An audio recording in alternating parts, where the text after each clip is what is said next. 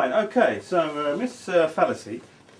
Do call me Fanny, Natty darling. Yeah, so you've quoted Freud, Krafft-Ebing and Fleiss, and of course in 1910, as far back as that, 100 years ago, Dr. Magnus Hirschfeld also argued in Berlin, out of all places. Around the time of Hitler, you know, Hitler. 1910, I don't think so, darling. Yes, well, he was around in that period, even though he wasn't... still in Vienna at that time. Yes, but... With Sigmund Freud. Yes, but the argument there is that the psychological construct which reflect gender role orientation decide your sexuality. What do you mean by that? I think it means that people are, it's nurture over nature. People are forced into roles by society rather than adopting their true nature. Yeah, okay. And of course you've looked at transsexuality and the various names that transsexual males and females give to each other, and the way they behave. And it's all about in the mind. You've actually, that's the conclusion you draw. It's all in the mind. Yes, darling. It's all forced onto one. Yeah. And you've looked at homosexual sheep. I didn't even know there was any homosexual sheep. Are there any homosexual sheep? Oh yes, homosexuality is quite prevalent amongst animals and sheep in particular.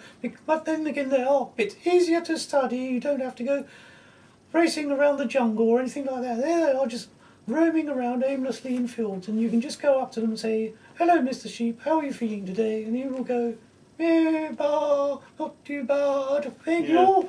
Well, this was, of course, conducted by the U.S. Department of Agriculture and Oregon State University.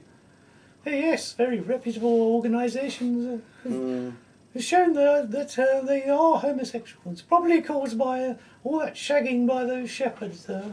Yes, I'm very surprised when I read that, I must admit. And you've also looked at the physiological makeup in men and women, in the sense that in both men and women, relics of their stifled sex remain.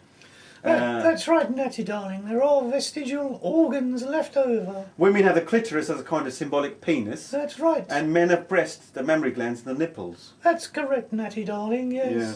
And of course, the study looking at women in particular at Northwestern University in America concluded that women in particular find women just as attractive as men sexually. But they do choose men in most cases, not for sexual arousal, but for other reasons.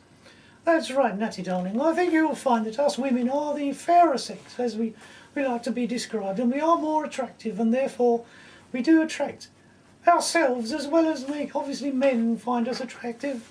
Yes, and you've also looked at the behaviour of rugby players and well, yes, football players. Homoeroticism. Yes. That is quite clear in some sports, whether rugby, where you find these men sticking their heads up each other's bum. Yes. They are clearly enjoying themselves. And they seem to be feeling each other's genitalia. Well, they do all sorts of things in those scrums. And footballers kissing each other. Well, absolutely, run around cuddling each other. Yes. They call it male bonding, but you can see it's really a form of love for each other, which they just don't like to admit to be a sexual nature. Yes. So you say that you can be a man when you want to be and a woman when you want to be. What do you mean by that? I do have a masculine side. Yeah. I can be quite butch, Natty darling. I know you find it hard to believe that I could be a butch man, but I can when I wish to be. Yes. You should see me when I'm playing football. Yes. And of course you quoted... Norman Hunter of the ladies team. Oh, really? Yes. Okay, I might pay a visit sometime. Ken Livingston recently and Sharon Stone have both espoused their bisexual sides. Yes, that's true. You see, Yes, two artistic types, but very honest and straightforward people who will come and tell you. You see, they won't suppress their nature. They will tell you that it really exists. What would the evangelicals say? Because of course they don't like... No, they don't. Well, the evangelicals are a very repressed lot. Of course, they say that this doesn't go and this doesn't go, and only this goes. And of course, they would say under St. Paul's teachings that only a husband, male and female, man and wife, are allowed to do this sort of thing, and this of course represents a penis which you assure me is about the same size as yours, and the vagina, and this is all that is allowed between a male and a female. This form of love. Of course, the word fanny means arse in American lingo, Yes, which exactly. could explain that could be an arse. That's what's so common in the United States now. Well, you think there's too many gays in America? They absolutely, well, not too many, darling. There can't be enough gays, I do believe. They are a rather bunch of sweeties, the gays. Oh, okay. And so creative as well. Yes. All our best work is done by gays. Does that explain why there's so many homosexuals in the arts? Absolutely, yes, darling. Yes. And what about gays in Islam? I mean, the Iranian president said recently there are no gays in Islam and none in Iran at all. Oh dear, I do think he's protesting just a little too much. It's obvious to anyone. All those men walking about in skirts and those young Arab boys, they sell themselves. I mean, look at Andre Gide, who has lived in, I think, Algeria or Morocco, and he rented the little boys there, all those little Muslim boys, because they love it, and they just... So basically, I mean, there's basically millions of rich Arabs that come over to Europe, some dressed as women, etc., etc., and some are women, of course. But it's difficult to tell with some of them, isn't it, when they wear those tents? So you think they're basically going... A lot of them are homosexuals secretly? They're obviously escaping the repressive sexual society within which they live to fulfil their dreams, and who knows? Well, they'll chop their bits off, Well, won't they? do, don't they? Yes, there's horrible circumcision, especially poor young girls. Yeah. Terrible thing to do to them, terrible mutilation, cause them a great deal of suffering to many of them as well. Yes, yes. Of course, men get circumcised. Men get circumcised. I can never understand that. Well, I don't know. I don't understand it myself, darling. I think they just... a means of inflicting pain and suffering on some poor young boy to prove his manhood. When you fillet a man, do you prefer it circumcised or not circumcised?